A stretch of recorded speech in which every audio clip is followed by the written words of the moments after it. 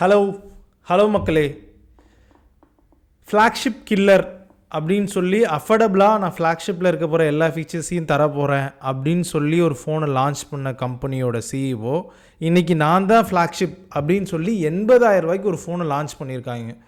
இது அவங்களோட சரியான மூவா இல்லை அந்த கம்பெனியே காணாமல் போகிறதுக்கான வாய்ப்பு அமையுமா அப்படின்றத பற்றி தான் இந்த வீடியோவில் பார்க்க போகிறோம். அது வேறு எந்த கம்பெனியும் இல்லை, நத்திங் 3 80,000 ரூபான்னு சொல்லி ஒரு ஃபோனை லான்ச் பண்ணியிருக்காங்க.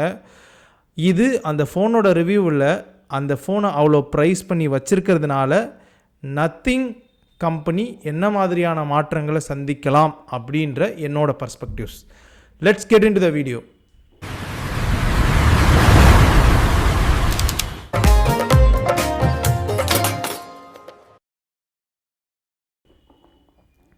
ஓகே, இந்த நத்திங் 3 80,000 ரூபா இதுக்கு பின்னாடி இருக்கிற பிரச்சனைகளெல்லாம் பார்க்குறதுக்கு முன்னாடி நாம் என்ன பார்த்துடலாம் அப்படின்னா, நத்திங் கம்பெனி எப்படி கிரியேட் ஆச்சு அப்படின்றது.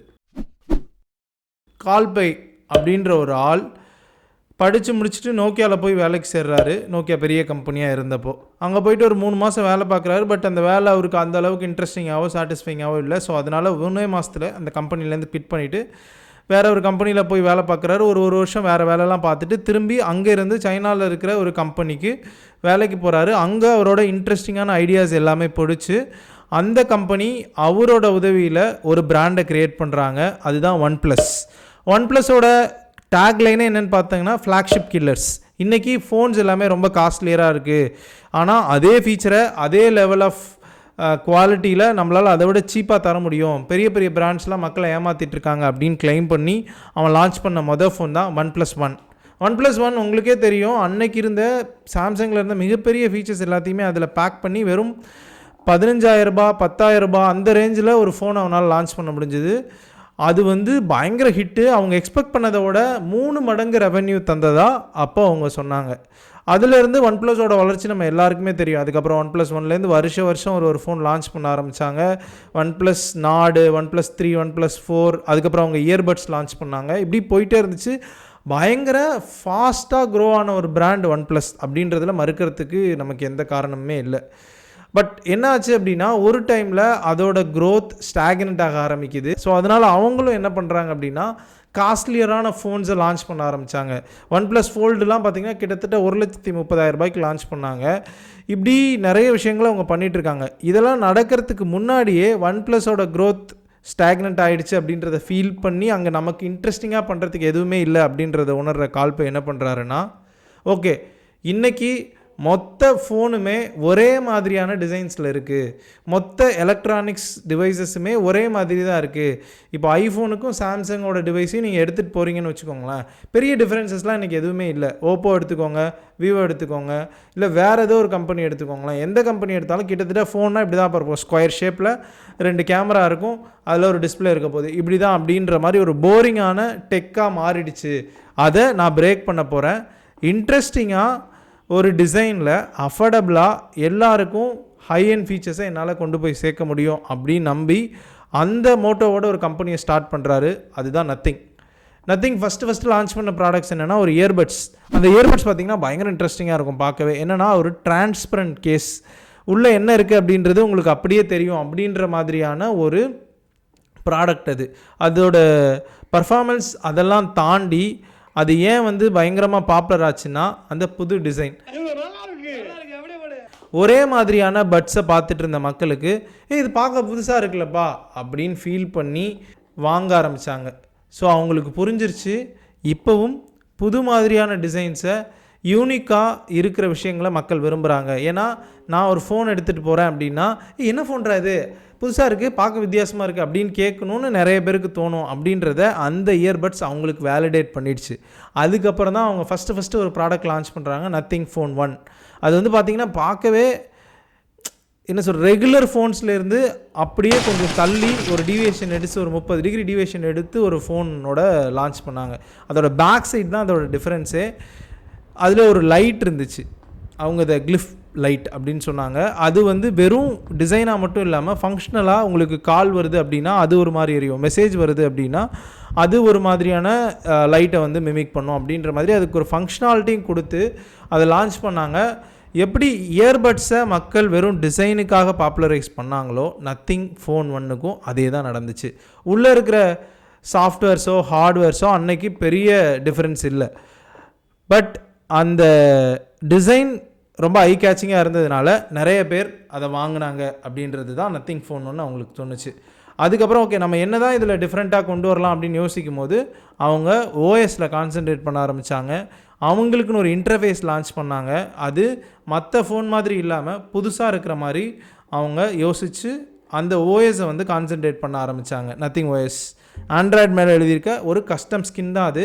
பட் நீங்கள் அந்த ஃபோனை யூஸ் பண்ணியிருக்கீங்க அப்படின்னா அதோட பேக் சைடை பார்த்தாலும் இது என்ன ஃபோன்றா அப்படின்னு கேட்குற மாதிரி இருந்துச்சு. உள்ளே யூஸ் பண்ணும்போது அதோட ஐகான்ஸ் கலர்ஸ் இது எல்லாமே வந்து ஓகே இது ஏதோ ஒரு புது ஃபோன் போல் இருக்குது, இது என்னன்னு பார்ப்போம் அப்படின்னு சொல்கிற மாதிரி இருந்துச்சு. ஸோ இது மூலமாக தான் அவங்க கொஞ்சம் கொஞ்சமாக அட்டென்ஷன் கிராப் பண்ண ஆரம்பிக்கிறாங்க. எந்த ரேஞ்சில் அவங்க அந்த ஃபோன்ஸை லான்ச் பண்ணுறாங்க அப்படின்னா 30,000 to 45,000 இந்த ரேஞ்சில் மிட் ரேஞ்ச் ஃபோன்ஸில் தான் அந்த மார்க்கெட் அவங்களோட ப்ரைமரி டார்கெட் ஆடியன்ஸ் இருக்காங்க. ரொம்ப நல்லாவே போயிட்டு தான் இருக்குது இப்போ வரைக்கும். இன்னும் சொல்லப்போனால் அதோடு அவங்க நிறுத்தலை, அங்கேருந்து அவங்க ஒரு சப் பிராண்டை க்ரியேட் பண்ணுறாங்க CMF அப்படின்னு. அதாவது நத்திங்கே ரொம்ப காஸ்ட்லியராக இருக்குன்னு ஃபீல் பண்ணுற அந்த ஆட்கள் அதே டிசைன் மெத்தடாலஜி இல்லை டிசைன் சிஸ்டம்ஸை யூஸ் பண்ணி சீப்பரான ஒரு பிராண்டை லான்ச் பண்ணணுன்னு நினைக்கிறாங்க. அதுதான் சிஎம்எஃப்பில் என்ன பண்ணுறாங்கன்னா வித்தியாசமான கலர்ஸ் இருக்கிற சில ப்ராடக்ட்ஸை லான்ச் பண்ணுறாங்க. சிஎம்எஃபோட ஐடியாலஜியுமே அதுதான். என்ன அப்படின்னா யூனிக்காக என்னோடய கேஜெட் இருக்கணும் அப்படின்னு நினைக்கிற டார்கெட் ஆடியன்ஸ் இன்னும் இருக்க தான் செய்கிறாங்க. அவங்கள நம்மளால் ஈஸியாக கன்வெர்ட் பண்ணி அதில் நம்மளால் சேல்ஸ் பார்க்க முடியும் நம்புகிறாங்க. ப்ளஸ் சிஎம்எஃப் எதுக்கு ஹெல்ப் பண்ணுதுன்னா சிஎம்எஃப் ஒரு என்ட்ரி பாயிண்ட்டாக இருக்கலாம் நத்திங்குள்ளே வரவங்களுக்கு. அங்கேருந்து அந்த ஸ்கின்னு அந்த ஓஎஸ் எல்லாமே பிடிச்சிச்சின்னா அங்கேருந்து நீங்கள் நத்திங்க்கு அப்கிரேட் ஆவீங்க அப்படின்றது தான் அவங்களோட ஐடியாவாகவும் இருக்குது.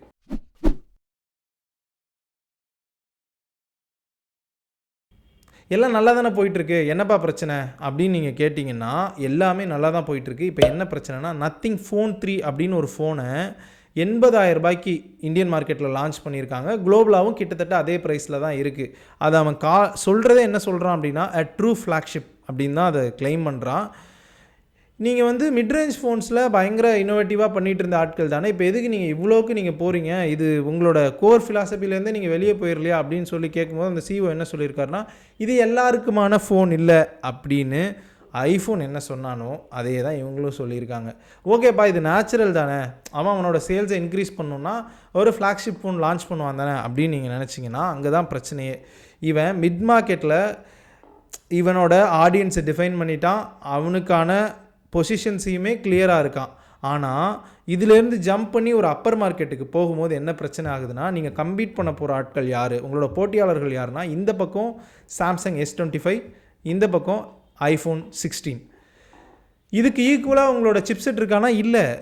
அவன் இண்டஸ்ட்ரியிலே இருக்கிற ஒரு பிக்கஸ்ட் ஸ்னாப்ட்ராகன் சிப்செட்டை உள்ளே போட்டிருக்கான். ஐஃபோன் நீங்கள் சொல்லவே வேண்டாம், அவனோட ஹையண்ட் சிப்செட் தான் iPhone 16 இருக்குது. நீ கொடுத்துருக்கிறது வந்து மிட் ரேஞ்சில் ஒரு 45,000 50,000 ரூபாய்க்குள்ளே இருக்கிற ஒரு ஃபோனில் இருக்க சிப்செட். மற்றதெல்லாம் என்ன இருக்குது, கேமரா அது இதுன்னு, அந்த கேமராலாம் நீங்கள் நத்திங் 2லே நீங்கள் கொடுத்த விஷயம் மாதிரி தான் இருக்குது. அதுலேருந்து ஒரு ஸ்மாலர் அப்கிரேட் இன்றைக்கி வந்து நத்திங் 2 ஒரு 3 வருஷம் கழிச்சு ஒரு அப்கிரேட் வந்திருக்கு அப்படின்னு சொன்னிங்கன்னா அந்த அப்கிரேடுக்கு என்னெல்லாம் கொடுத்துருப்பீங்களோ அந்த லெவலில் தான் இருக்குது. அப்போ நீங்கள் ஒரு 35, 40, 45 வித்துட்டு இருந்தவன் அங்கேருந்து ஒரு 50,000 ரூபாய்க்கு விற்கிறீங்க அப்படின்னா மேக் சென்ஸ். நீங்கள் 80,000 போகிறீங்கன்னா அப்போ உங்களுடைய அந்த இந்த கிராஃபுமே கடன் ஏறி இருந்திருக்கணும், உங்களோட கான்ஃபிகரேஷன்ஸ் எல்லாமே ஏறி இருக்கணும். அப்படி ஏறி இருக்கானா ஏறலை. ஓகே, இதனால் நத்திங்க்கு என்ன பிரச்சனை வரலாம் அப்படின்னு எனக்கு தோணுதுன்னா இவங்களால் அந்த ஹையர் மார்க்கெட்டில் சர்வைவ் ஆக முடியும் அப்படின்னு எனக்கு தோணலை. ஏன்னா இன்றைக்குமே இந்த 3 ஃபோனை நீங்கள் என்கிட்ட வச்சிங்கன்னு வச்சுக்கோங்களேன், எனக்கு வந்து சாம்சங் S25 ஐஃபோனான்ற கன்ஃபியூஷன் வருமே தவிர இந்த நத்திங் ஃபோனை தூக்கி எறிஞ்சிட்டு போயிட்டே இருப்பேன் நான். ஓகே இது ஆப்ஷன்லேயே இல்லை, நத்திங் 3 80,000 வாங்குறதுக்கு I would go for Samsung S25 இல்லைனா iPhone 16 அப்படின்னு நான் சொல்லிட்டு போயிட்டே இருப்பேன் அப்படின்றது தான் வந்து எனக்கு தோணுது. ஸோ இது எதை நோக்கி போகலாம், 2 மாதிரியாக இது போகிறதுக்கான வாய்ப்பு இருக்குது. என்ன அப்படின்னா இவனோட நத்திங் 3 வந்து சரியாக போகவே போகாது. ஆனால் அதனால என்ன தெரிய வரும் அப்படின்னா உங்களோட நத்திங் 2 இல்லை நத்திங் 2A அந்த A சீரிஸ் இருக்குல்ல நத்திங் 3A அந்த சீரீஸில் இவன் இப்போவுமே டிஃபைன் பண்ணி போயிட்டே இருப்பான், அடுத்தடுத்து போயிட்டே இருப்பான். அதுக்கு இது ஒரு பாசிபிலிட்டியாக இருக்கலாம். அப்படி இல்லைனா கூடிய சீக்கிரம் அவன் ரியலைஸ் பண்ணி நத்திங் 3யோட ப்ரைஸை குறைக்கிறதுக்கான வாய்ப்பும் இருக்குது. ஓகே, 80,000 அவன் ஒரு மார்க்கெட்டிங் மூவாக கூட யோசிச்சிருக்கலாம். பட் 80,000 இது ஸ்கேல் ஆகாதுன்றது தான் என்னோடய தாட் ப்ராசஸாக இருக்குது. அப்போ அவன் குறைச்சிட்டான் அப்படின்னா அவன் திருப்பியும் அந்த மிட் மார்க்கெட்டில் தான் வந்து அவன் ப்ளே பண்ண போகிறான். அப்படின்னா மிட் மார்க்கெட் தான் அவனோட ப்ளே கிரவுண்ட். அவன் சொல்கிற அவனோட ஐடியாலஜிஸில் அதுதான் ப்ளே கிரவுண்ட் அப்படின்றதுல அவன் கிளியராக இருந்துட்டானா இதில் எந்த பிரச்சனையுமே இல்லை நான் ஃப்ளாக்ஷிப் தான் இப்போ 80,000 அடுத்து 1,00,000 ரூபாய்க்கு லான்ச் பண்ண போகிறான் அப்படின்னா I don't think Nothing can survive on the upper market இல்லை எலைட் மார்க்கெட். நீங்கள் அப்படி சொன்னீங்கன்னா எலைட் மார்க்கெட்டில் நத்திங் சர்வைவ் ஆகிறதுக்கான பாசிபிலிட்டி ரொம்ப ரொம்ப கம்மி, ப்ரொவைடட் அவன் இந்த சிப் செட்டை 80,000 ரூபாய்க்கு விற்க போகிறான் அப்படின்னும் போது. ஏன்னா இந்த மிட் மார்க்கெட் இருக்கு இல்லையா, இந்த 30,000 40,000 ரூபா ஃபோன் வாங்குறவங்க ரொம்ப பெரிய க்ரௌடு. ஆனால் அந்த 80,000 ரூபாய்க்கு ஃபோன் வாங்குறாங்க இல்லையா, அவங்க ரொம்ப ரொம்ப ரொம்ப கம்மி. ஸோ அதுக்கு ஏன் ஒரு ஃபோன் லான்ச் பண்ணியிருக்கான் அப்படின்றது எனக்கு தெரியலை. ஓகே, இது எல்லாத்தையும் ஓரமாக வச்சுருவோம்.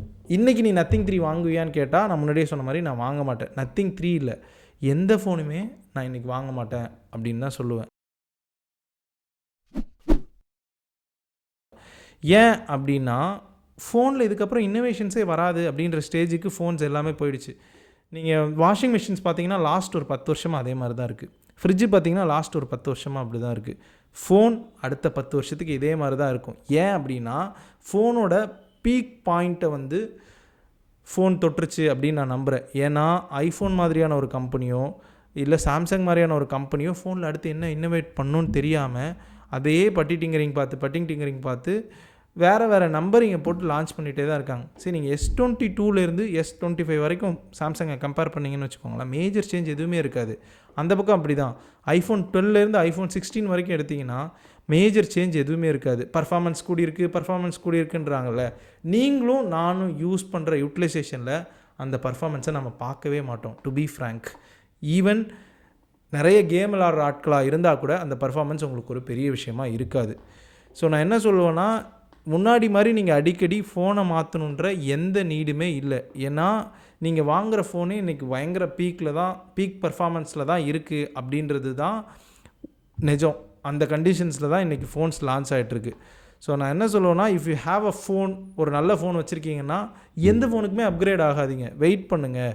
உங்கள் ஃபோன் கண்டிப்பாக 4லேருந்து 5 வருஷத்துக்கு சாலிடாக தாங்குவோம். நீங்கள் பார்த்தீங்கன்னா, ஏன்னா நத்திங்குமே பார்த்தீங்கன்னா அவன் பெருசாலாம் எதுவும் இன்னோவேட் பண்ணிடல, யூனிக்கான ஒரு டிசைனை லான்ச் பண்ணியிருக்கான்.